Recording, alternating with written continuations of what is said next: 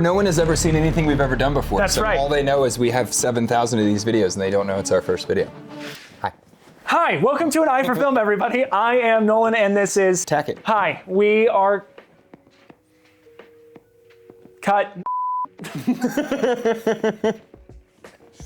Welcome to An Eye for Film. This is our channel where we are going to dive into the deeper understanding about storytelling and why movies are so special to us. Kind of makes us sound like stupid theater kids. There's so many ways to tell the story when you're making this stuff. It's not just the actual writing of the story, but it's how it's filmed, how it's shot, how the camera's moving, how it's colored, the audio in the background. Nothing is there by accident. So everything is telling you a part of the story. You know? Maybe most people just aren't autistic. That's true. That's true. I am autistic.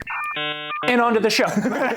Why are bad sequels so bad? Talking about bad sequels, let's dive into possibly the most heinous offender, the Fast and Furious franchise. Oh Lord, how I have loved you and how you have hurt my heart. First Fast and Furious was so good. I literally wore out that VHS tape with my buddy in high school. I've just literally rewinding seen it and watching so it? many times. So many times. And then they just destroyed the entire story. I hate all of the characters now. Right, well, it turned from an actual, like kind of an indie film about street racing, about family. About family. I don't have friends. I got family. Into this outrageous, outlandish show about how many cameos can we get and let's put Vin Diesel as a superhero in space. Yeah, I mean, it just obviously became a money grab for the studios. And like nothing against like the actors, the studios, like they're making money, like keep doing what you're doing. Man. As someone who appreciates like how good the first movie was, every other one it's the polar opposite of what made the first one so good.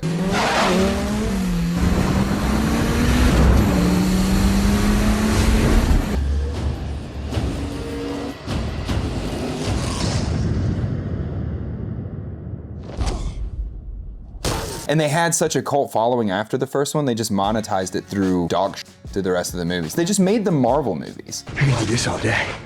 It's so true. It's the same, it's why I can't get into Marvel movies, because it's the same engine for all the Marvel movies, look at how many big name stars we have in this movie, ignore this terrible plot line. Personal opinion, I think the Marvel movies died with Iron Man 1. In a cave!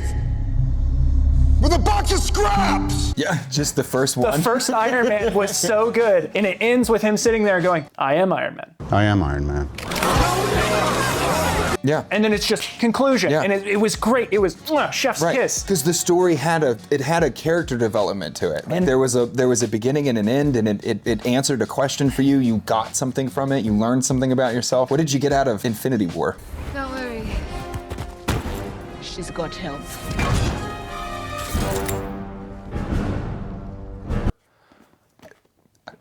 Well, we're just gonna keep making these, huh? Well, what's great is now they're just doing stuff now. Yeah, they're just doing stuff. Good for them. Just doing stuff. Good for them. A good story should like give you an emotional reaction to it. And I don't, like maybe, dude, I feel like this immediately just became a thing about how I hate the Avenger movies. That's fine. I hate all superhero movies so much. I understand. Yeah. Yeah. I hate them so much. I don't like them. They're I just don't like them they're just either. money-making vehicles with no soul. There's no soul to them. What is it like to have no soul? So here's where I will contrast with you on that. It's not that they don't have a soul, it's that they don't stay as true as they should. Superhero, comic movies, things like that, things written off of books, should be made for the people who like the books. They shouldn't be taken in for a new audience and made for the current generation. They should be made for the people who appreciated the original content. It's the same problem with Fast and the Furious. Right. You got a following through the comic books and the characters that were written by what's his name? This guy. Yeah, but you don't remember his name either. No. He's in all the movies too. This guy. Stan Lee. Yes. Right? Stan Lee wrote these beautiful, in-depth, like fully rounded characters. Not all of them, but Disney yeah. like hollowed them out. And that's what happened with Fast and Furious, is you were introduced to all these wonderful characters that had like, they were just fully rounded characters. Even just little things. Vince getting hurt by the fact that like his beer gets taken by the new guy. You can have any brew you want, as long as it's a Corona. That's Vinci, so enjoy it. Right. It's these fully rounded characters. By the end of it, they're just completely hollowed out. Nobody likes the tuna sandwich. Bullshit, asshole. No one likes a tuna here. The biggest problem that we encompass when we're seeing this, you see it in all the Disney films. Yeah. Because a good story has a beginning, a middle, and an end. conclusion, and it has the struggles throughout. It has the hero's journey repeating. Right. And good films have that all encompassed, and then it ends, and then it's over. Yeah. You're supposed to be left wanting more. Yeah. That's the point of a good story. You want more of it. But what makes it good is they don't give it to you. It's that desire to have more of that gives story. you a cult movie. Right. Which I love. We put Boondock Saints on the list. Such an incredible movie. It's such an incredible indie movie. You can tell that it was filmed so low budget, but the characters are thoroughly enjoyable. The storyline is thoroughly enjoyable. It feels believable. They poke fun at movies. The fact that they like fall through the roof and they don't know what they're doing. And what the f do you have the rope? yeah. And William Dafoe is like, it's bad movies. That's where you see this. It's bad movies. Like it was the filmmakers like poking fun at themselves as they wrote all this stuff. Firefight! Yeah. There was a firefight! And it's in those kind of scenes, you know? When they made Boondock Saints 2, it was like no one had even seen the first movie. Right. Like it was that movie is the way that Red is, where they're like you're like hitting back grenades and like it was just this big over the top bombastic, like the two brothers were superheroes now. And like what we liked about it was that it felt like it was normal people. They were normal people. They felt relatable. Yeah. They felt like these scummy. They get their ass kicked like multiple times in the movie and stuff. In the first like 10 minutes, they're getting their ass beat by that butch lady in the meat shop. Yeah. And then, but then like the guy shows up and like he has to like, he carries the toilet up onto the roof and saves his dude jumps out, jumps off like, and it's like, dude, watching that scene of him standing on the edge and like flipping the toilet handcuffed, like you are so anxious with him. Yeah.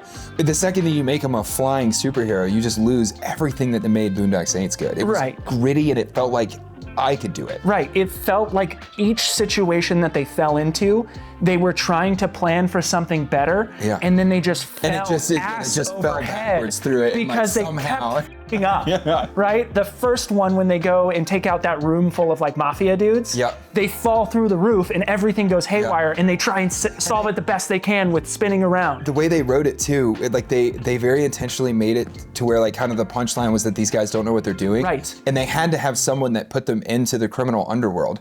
So they give them the worst moron out of the criminal underworld. Me! So it just adds a layer of like, this is how they're able to find these people, but he's like more of a moron than they are. He like grabs that like passed out stripper's tit, you know what I mean? he's just such a moron. He's just like, oh. Rocco!